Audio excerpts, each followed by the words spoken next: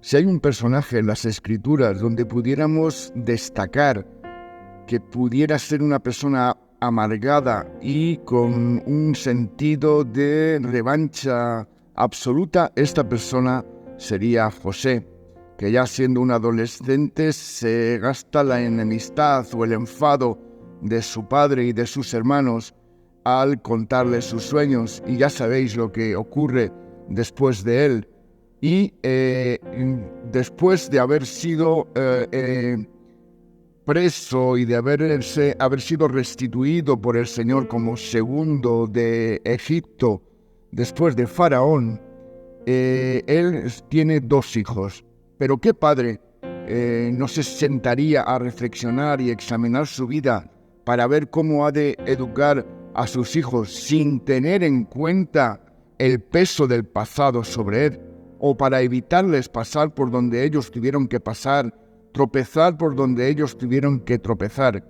Como digo, José tuvo 2 hijos que le nacieron en Egipto, como nos dice Génesis 41:51, y llamó José el nombre del primogénito Manasés, porque dijo: Dios me hizo olvidar todo mi trabajo y toda la casa de mi padre, y Efraín, Dios me hizo prosperar o dar fruto. Manasés proclamaba la misericordia de Dios y Efraín proclamaba su protección. O sea, un pasado sanado y un futuro esperanzador hacen de mí una persona agradecida en todo. Por tanto, hermano, no traigas los errores del pasado al presente. Evidentemente que no los olvidamos, pero sí que si aceptamos el perdón y la misericordia del Señor y sometemos todo eso a los pies de Cristo, ya no va a tener un peso perjudicial sobre nosotros, sino que debemos de aprender de esos errores porque hacen de ti una persona agradecida. Si uno piensa que el mundo le debe algo, va a llevar una vida amargada. Nunca el salario que cobra va a ser suficiente, nunca la comida que está degustando tendrá la suficiente sal, o la carne estará en el punto que a mí me gusta. Si está nublado, malo, y si llueve, peor. Vivir amargado es el mejor terreno para el que broten raíces de amargura. Un corazón agradecido ve cada día como un regalo. Se ducha hoy con agua tibia y piense que hay otros que ni siquiera con agua fría lo pueden hacer. Hoy el arroz no estaba en su punto, pero hay personas que suspiran por un tazón de arroz. Cientos de músculos se coordinan para que tus oídos puedan funcionar y escuchar el cantar de los pájaros. Nuestros pulmones exhalan 11.000 litros de aire cada día, pero hay gente que depende de una máquina para respirar. El hombre orgulloso rara vez es agradecido porque nunca ha recibido lo que él piensa que merece. La gratitud nos aleja de la ansiedad. Y te invito a leer conmigo la primera carta a Tesalonicenses, capítulo 5 y verso 18, que nos dice: Dad gracias en todo, porque esta es la voluntad de Dios para con vosotros en Cristo Jesús. O sea, en lo bueno o en lo malo, porque detrás de todo está la mano de un Padre que nos ama. Hace unas semanas se estrenó en cines La Sociedad de la Nieve, que es una secuela de la película o del libro Vivimos, que trata de ese accidente de un equipo de rugby uruguayo en la cordillera de los Andes. 45 personas iban en ese avión. 12 de ellos murieron en el primer impacto. 5 mueren al día siguiente. 15 días después, una avalancha se lleva a 8 de ellos y el resto pasan 72 días bajo un clima extremo en la cordillera de los Andes. Fernando Parrado, uno de los supervivientes, en una de sus conferencias dijo: allá en lo alto de la cordillera entendí que hay cosas que suceden con un propósito. Él llegó tarde al aeropuerto de Montevideo y ya su asiento había sido ocupado por otra persona del equipo. Así que, sin decir nada, se sube y se ubica donde él encuentra sitio, en la plaza de la fila 9A. En el primer impacto del avión se partió en 2 y quedaron a salvo de la fila 9 para adelante. De la fila 9 para atrás fallecieron todos. Dice que comían un grano de cacahuete al día, el agua racionada, y al final tuvieron que comer, como todos sabemos, de los cuerpos de los fallecidos. Concluyeron la búsqueda a las pocas semanas dándoles por perdidos. Y él dice que perdió en el accidente a su madre y a su hermana, y que se dio cuenta de que lo realmente valioso lo tenemos en casa, y yo lo perdí en ese accidente. Ningún éxito en la vida justifica un hogar vacío. Recuerda que eres una persona bendecida, que te sentaste en el asiento 9A de la vida, y no por suerte, sino porque Dios tenía un propósito para tu vida. Porque a la mayoría de las personas le ha tocado vivir de la fila 9 para atrás.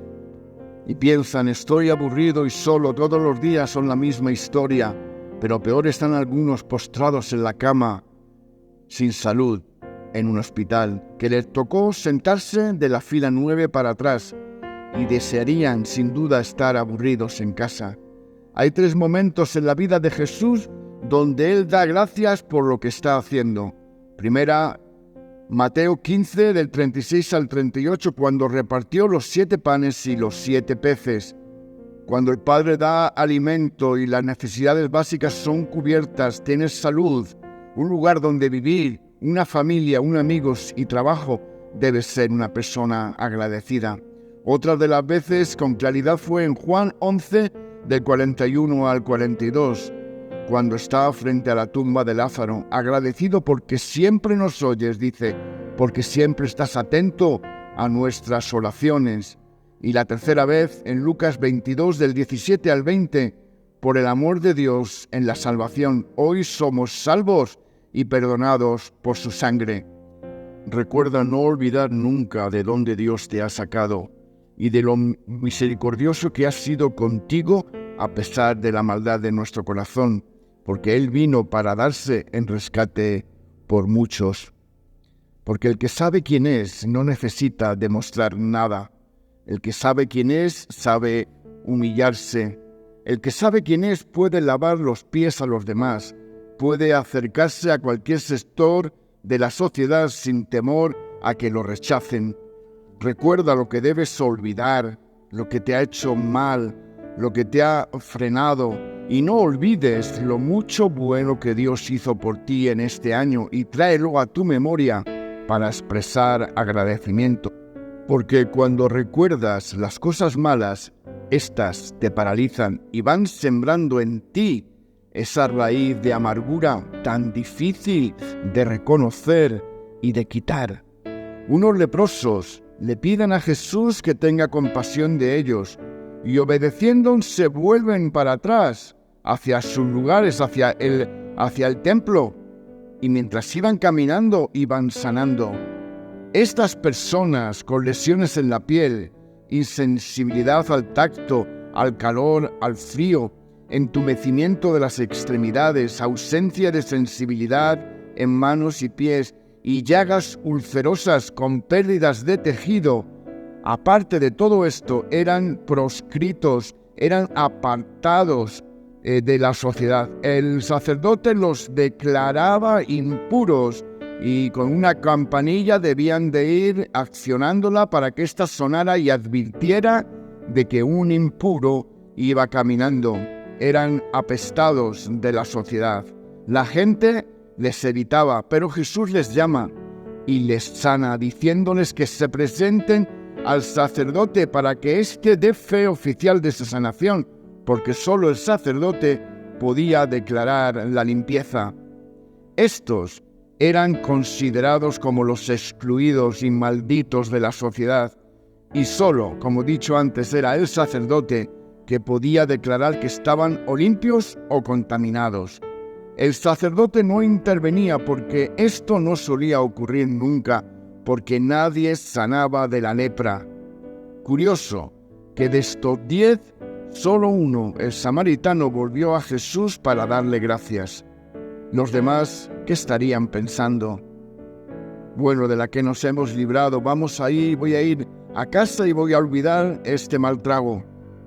Pero solo uno tenía un corazón agradecido para volver hacia donde estaba Jesús y darle gracias. Los otros 9 se mostraron ingratos, desagradecidos, como muchos en las congregaciones hoy en día, aquellos que no han recibido lo que pidieron y olvidando lo que tienen y se fijan más en el que va, en el que está a su lado, que en su propia vida. Y yo quiero decirte que hoy tienes que ser agradecido porque Jesús ha quitado de ti una lepra muy profunda en nuestro corazón, porque estábamos muertos y apestados por el pecado, y el Señor nos manda en fe que demos testimonio de lo que éramos y de lo que ahora somos, puestos nuestros pies en roca firme. Por tanto, nunca debe olvidarse de dónde el Señor nos ha sacado. Y nuestra esperanza es que nuestra historia no termina con la muerte.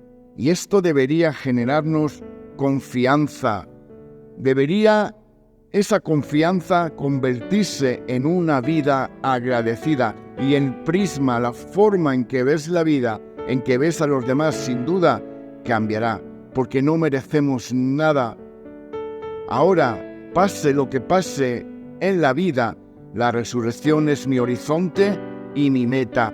Siendo agradecido, es más fácil entender lo que supone coger la cruz y seguirle, lo que significa negarse a uno mismo y por agradecimiento, como Pablo, decirle: me es impuesto por necesidad el servirte, Señor, porque andaba muerto y tú me has dado vida, por tanto el resto de mis días serán para servirte.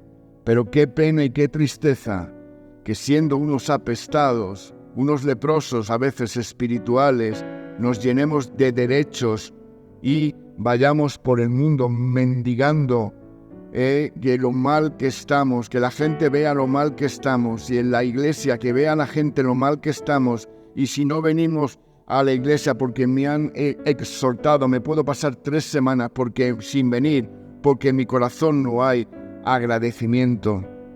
Piensa en esto en esta mañana y sé una persona agradecida por lo mucho que el Señor ha hecho por ti, porque Él tiene un plan y un propósito. Y acuérdate de José, que cuando venga en ti el pasado, puedas decirle: el Señor ha sanado mi pasado y me va a hacer prosperar allí donde me ponga, porque sus promesas son verdad y son reales. Y Él me pide simplemente que venga hacia Él para exaltarle, para reconocer mi falta y para ser agradecido.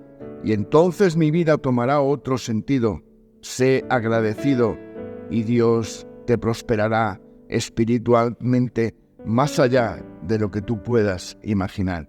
Que el Señor te guarde y te bendiga en esta mañana, en Cristo Jesús. Amén y amén.